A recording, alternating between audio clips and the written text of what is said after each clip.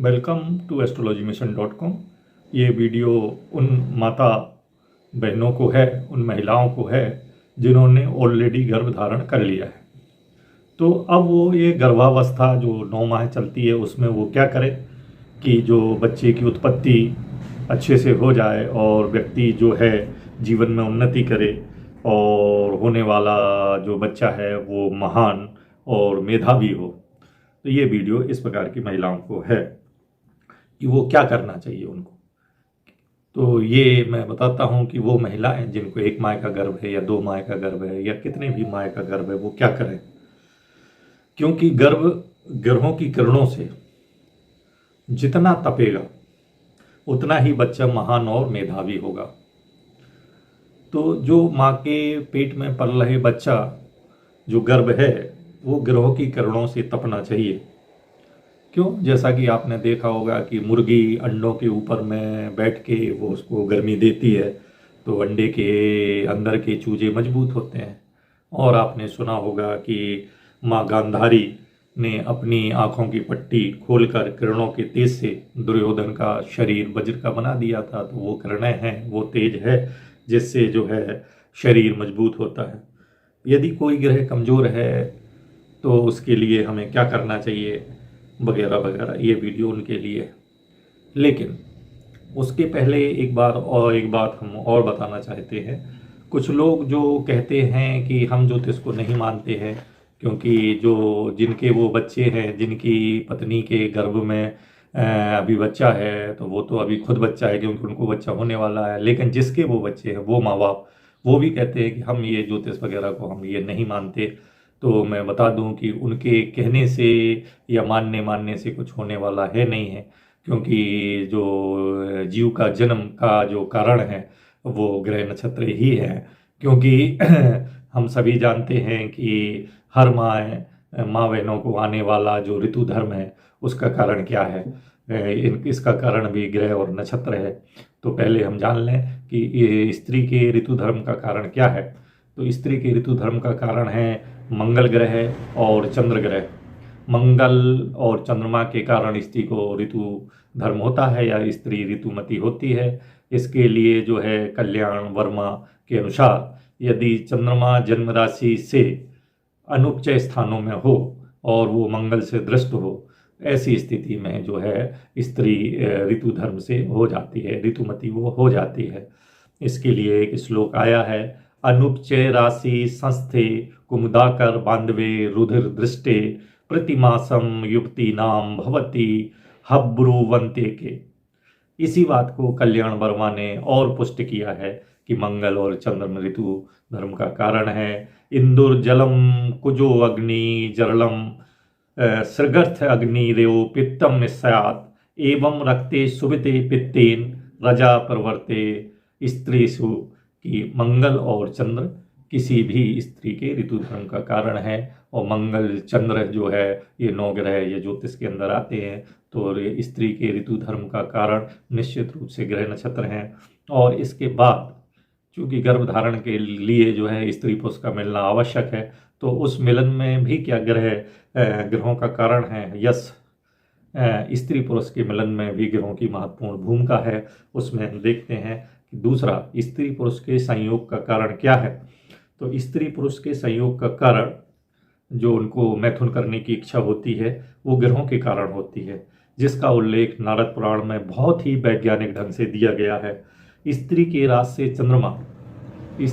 राशि से चंद्रमा अनुपचय स्थान में हो और उस पर बृहस्पति की दृष्टि हो तो स्त्री की इच्छा, और पुरुष की राशि से चंद्रमा उपचय स्थानों में हो 3, 6, 10, 11 जो उपचय स्थान है इसमें गुरु की दृष्टि हो। तो पुरुष की राशि से जन्म राशि से चंद्रमा उपचय स्थानों में हो और उस पर गुरु की दृष्टि हो, और स्त्री की राशि की जन्म राशि से जो चंद्रमा है अनुपचय स्थानों में हो और बृहस्पति की दृष्टि हो, तो स्त्री पुरुष दोनों जो है संयोग करने के लिए इच्छा करते हैं और वो संयोग करते हैं, फलस्वरूप जो है गर्भधारण होता है।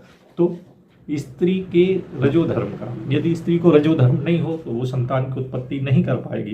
तो रजोधर्म का कारण भी ग्रह नक्षत्र है और स्त्री पुरुष के मिलने का जो संयोग है वो उसका कारण भी ग्रह नक्षत्र है। तो ये जब उनके मिलन से जो है कोई भी स्त्री गर्भ धारण करती है, उससे जो है जीव आगे चल के जन्म लेता है। तो आइए हम जान लें कि जीव कैसी कैसी यात्रा करता है। तो कहते हैं सृष्टि के प्रारंभ में जीव के अदृष्ट से, धर्माधर्म से या उसके पाप क्रम से जीव को अगले जीव जन्म किस जीव योनि में लेना है, ये उसके कर्मों से निर्धारित होता है। तो उस जीव ने जो धर्माधर्म किए हैं उनके उपभोग के लिए किस प्रकार के शरीर की ज़रूरत है, उस प्रकार का शरीर उसको दिया जाता है। जो मांस खाना चाहते हैं तो उसे हिंसक जो है पशु का जन्म दिया जाता है, वगैरह वगैरह। तो जीव के धर्माधर्म या उसके आदर्श पाप पुण्य से उसको जीव मिलता है। तो कहते हैं कि मनुष्य के जन्म के लिए जो इसका जीव है वो कहाँ होता है, तो बोले जीव सनातन है, आत्मा सनातन है और आत्मा में परमात्मा और जीवात्मा दोनों मिले हुए हैं। तो कहते हैं जीव सनातन है, आत्मा और परमात्मा सनातन है, प्रकृति सनातन है और जो है जीव भी सनातन है। तो कहते हैं इसकी यात्रा कैसे होती है, तो इसकी पहले हम सरल लाइन में यात्रा देख लें कि ये जो कहते हैं कोई लोक है जहाँ आत्मा रहती है। मान लिया कि वो स्वर्ग लोक है, कि अभी वो स्वर्ग में वास कर रही है।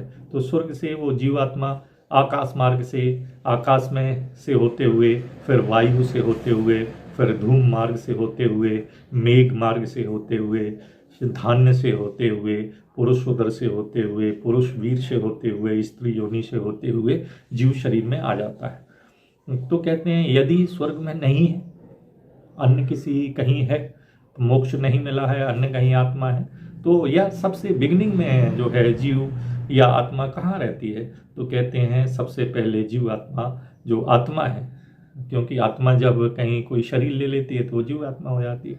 जो आत्मा है वो श्री राम के मस्तिष्क में रहती है, उसके बाद वहाँ से निकल के वो श्री कृष्ण के भाल में रहती है, वहाँ से निकल के शक्ति के कंठ में रहती है, वहाँ से निकल के शंकर के हृदय में रहती है, वहाँ से निकल के विष्णु के चित्त में रहती है, वहाँ से निकल के ब्रह्मा के अहंकार में रहती है, वहाँ से निकल के माता पिता के मन में आती है, इसके बाद शब्द गुण आकाश में आती है, इसके बाद वातावरण में आती है, जैसा बताया है आकाश वायु धूम मेघ, वहाँ वातावरण में आती है, और फिर बादल की वर्षा के रूप में जो है जमीन में आके अन्न से होते हुए पुरुष के उदर में जाके पिता के वीर से माता के गर्भ में आके जीवात्मा जन्म लेती है। तो ये वीडियो चूँकि गर्भस्थ माँओं के लिए है कि वो क्या करें, तो जान लें कि 9 माह बाद बच्चा जन्म लेता है। तो कहते हैं कि जो पहला माह है, पहले माह, यदि एक माह का गर्भ है या माह के अंदर का गर्भ है, तो पहले माह का जो कारक ग्रह है वो है शुक्र। तो हमें एक माह की गर्भवती महिला को चाहिए कि वो शुक्र को मजबूत करे और शुक्र का वो दान ना करे, शुक्र के संबंधित चीज़ों का दान नहीं करना चाहिए, और उसको जो है खाने के लिए चटपटी चीज़ें खाना चाहिए। दूसरे माह का गर्भ है, यदि दो माह का गर्भ है तो उस गर्भिणी स्त्री को क्या करना चाहिए, दूसरे माह का जो स्वामी है, गर्भस्थ माह के जो गर्भस्थ शिशु है और दूसरे माह का जो स्वामी है वो मंगल ग्रह है। तो यहाँ हम मंगल को मजबूत करें, मंगल से संबंधित चीज़ों का दान ना करें, इससे वो शांत और कमज़ोर हो जाता है। तो मंगल को हमको मजबूत करना है, उसके लिए हम लाल वस्त्र पहने और हमको मीठा खाना चाहिए, गर्भिणी स्त्री को मीठा खाना चाहिए। तीसरे माह के, अगर 3 माह का गर्भ है तो 3 माह के गर्भस्थ माँ को जो है, और चूँकि तीसरे माह का मालिक जो है स्वामी गुरु होता है, तो इसमें हमें गुरु को मजबूत करना चाहिए। इसके लिए हम पीले वस्त्र धारण करें, दूध से बनी हम मिठाई खाएं और हम पकवान भी खा सकते हैं, तो ये करना चाहिए। अगर 4 माह का गर्भ है किसी स्त्री को, तो इस चूँकि चौथे माह में जो है हड्डियाँ पैदा होती हैं, गर्भस्थ जीव की हड्डियां बनती हैं, और इस माह का स्वामी शूर होता है। तो कहते हैं इस माह में जो है मेहरून रंग के हम वस्त्र पहने और ज़्यादा से ज़्यादा रसों का हम सेवन करें, इससे गर्भस्थ जीवात्मा जो को है बल मिलता है। 5वें माह में जीव के अंदर जो है उसकी चर्म और त्वचा बनती है और इसमें जीव पड़ जाता है, जीव में चेतनता आने लगती है, और इस माह का जो स्वामी है वो चंद्रमा है। तो हमें जो है सफ़ेद कपड़े पहनना चाहिए, दूध दही चावल आदि का हमको भोजन करना चाहिए। 6वें माह में जो गर्भस्थ शिशु है या 6वें माह का जो स्वामी है वो शनि है। इसमें गर्भस्थ जीव में जो है बाल उत्पन्न होने लगते हैं, उसमें प्रस्फुरण होने लगता है। तो इसका मालिक शनि है। तो ये छठे माह में जो है हमें आसमानी रंग के कपड़े पहनना चाहिए और हमको ज़्यादा से ज़्यादा कैल्शियम खाना चाहिए। सातवें माह का जो स्वामी है, इसमें जो जीव का जो पिंड है वो चैतन्यता की अनुभूति होने लगती है, वो थोड़ा सा मूव करने लगता है। तो इस सातवें माह का जो स्वामी है वो बुध है।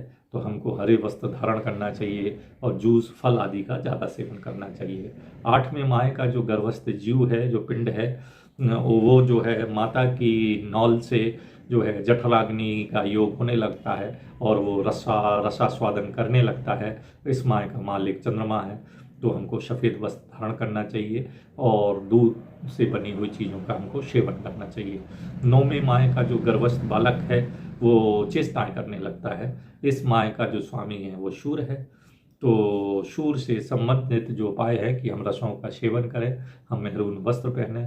और 9 माह में एक जो विशेष बात है कि हम यहाँ देख लें कि 9वें माह में या 10वें माह, अगले माह या अभी वर्तमान समय में यदि कोई ग्रह नीच का है तो हमको उन ग्रहों का यज्ञ करना चाहिए। यदि हम ऐसा करेंगे तो गर्भस्थ होने वाला जीव वो महान और मेधावी होगा। तो ये जानकारी उन महिलाओं के लिए है जो अभी गर्भावस्था को धारण करे हैं। नमस्कार।